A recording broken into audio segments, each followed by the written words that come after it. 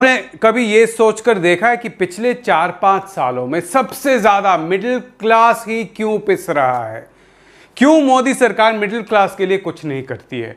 और अब जो ये कोविड का सेकेंड वेव आया है, 2020 तो डूब ही गया इकोनॉमी की तरफ से। अगर आप देखें तो 2021 में भी वही होने वाला है, सभी संकेत वही लग रहे हैं। तो मिडिल क्लास का क्या होने वाला है? मिडिल क्लास फिर से पिसने वाली है, और क्यों, इसी का हिसाब लगाएंगे आज के इस एपिसोड। अब ये साफ हो गया कि सेकेंड वेव कोविड के आने से और उसके बाद जो लॉकडाउन हुए हैं और लोगों के दिल में जो डर बैठ गया है, उससे एक चीज होने वाला है इस साल कि फिर से इकोनॉमी का जो पहिया है वो रेल के पटरी से उतरने वाली है। सीधी बात है, ये होने वाला है, हो रहा भी है। आप जानते हैं कि मई के महीने में सबसे ज्यादा बेरोजगारी दर बढ़ा है, पिछले साल की तुलना में भी ज्यादा बढ़ा है, 10% क्रॉस कर गया है। सिर्फ अप्रैल में पिछले साल हुआ था, अब फिर से वापस आ गया। जबकि सिर्फ कुछ राज्यों में और कुछ आप कह सकते हैं स्टेट कैपिटल में लॉकडाउन लगा था, फिर भी ऐसा हुआ है। क्यों? क्योंकि जिस तेजी से कोविड बढ़ा था, फैक्ट्रियां हो, दुकानें हो, रेस्टोरेंट हो, कोई भी चीज हो, वो बंद हो चुका था। अब धीरे धीरे फिर से खुल रहा है, ठीक है, इकोनॉमी वापस आएगी। लेकिन क्या हुआ है, अब आप देखिए कि साथ में एक और चीज क्या हुआ है, कंपनियों का जो खर्च है। एक खर्च क्या होता है, लोगों को वेतन देना, लोगों को मजदूरी देना, और दूसरा होता है जिसको कहते हैं हम कच्चा माल। कच्चा माल का खर्च लगातार बढ़ रहा है। जैसे जैसे दुनिया की इकोनॉमी ऊपर जा रही है, कच्चे माल के दाम बढ़ रहे हैं, और इससे कंपनियों का जो प्रॉफिट है, मुनाफा है, वो धीरे धीरे कम होने लगेगा। पिछले साल ऐसा नहीं था, पिछले साल कंपनियों का बहुत सारा मुनाफा हुआ था। ये मैं बार बार आपको कहता रहा हूं कि बड़ी कंपनियों का मुनाफा पिछले साल बढ़ा था। जो लोग इन बड़ी कंपनियों में काम करते हैं उनका कोई फायदा नहीं हुआ, क्योंकि या तो उनकी नौकरी गई या उनका पे कट हुआ।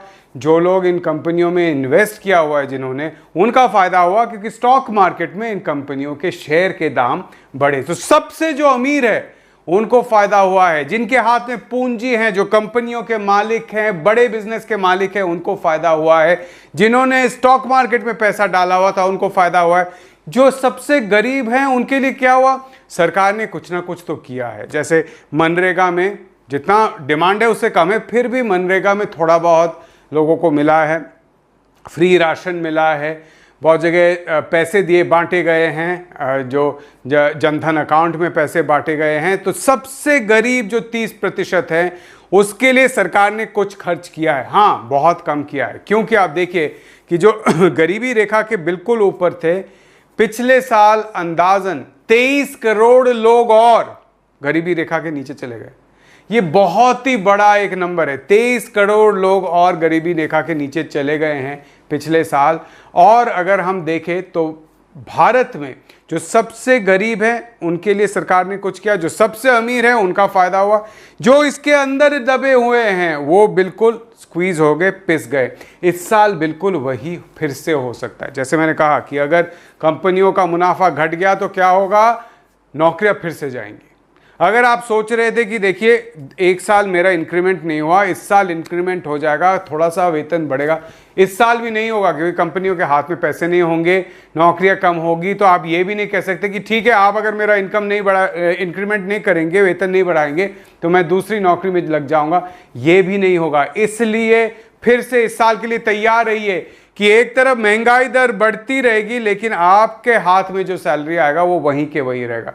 यानी आपका खर्चा बढ़ेगा, लेकिन आपकी जो आमदनी है वो वहीं के वहीं रहेगा या कम हो जाएगा। जो भी मिडिल क्लास वाले जो छोटा बिजनेस करते हैं, छोटी दुकान चलाते हैं, या कहीं से वेतन पे काम करते हैं, सैलरीड इनकम वाले लोग हैं, ज़्यादातर लोगों को इस साल परेशानी होगी, ये साफ है।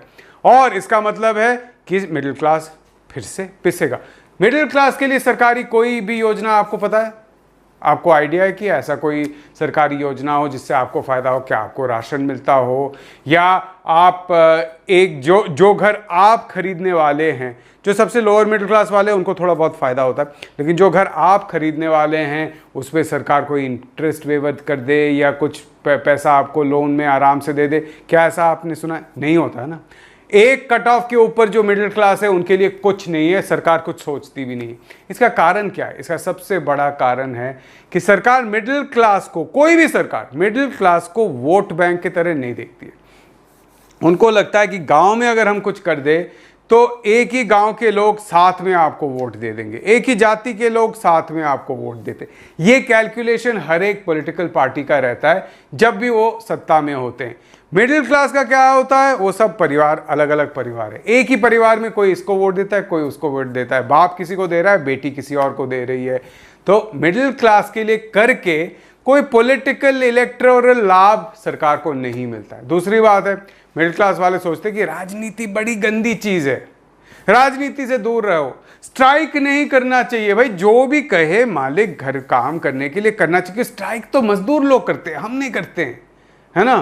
तो मिडिल क्लास कभी भी एकजुट होके अपने हक के लिए नहीं लड़ती है, वो बिल्कुल अलग अलग हो जाती है। जब भी उनको कहना होता है कि हम अपने हक के लिए लड़ेंगे, उनको लगता है इससे तो पॉलिटिक्स की बू आ रही है ना, राजनीति की बू आ रही, स्ट्राइक की बू आ रही, यूनियन की बू आ रही, हम ये नहीं करना चाहते, इसलिए मिडिल क्लास पिसती है।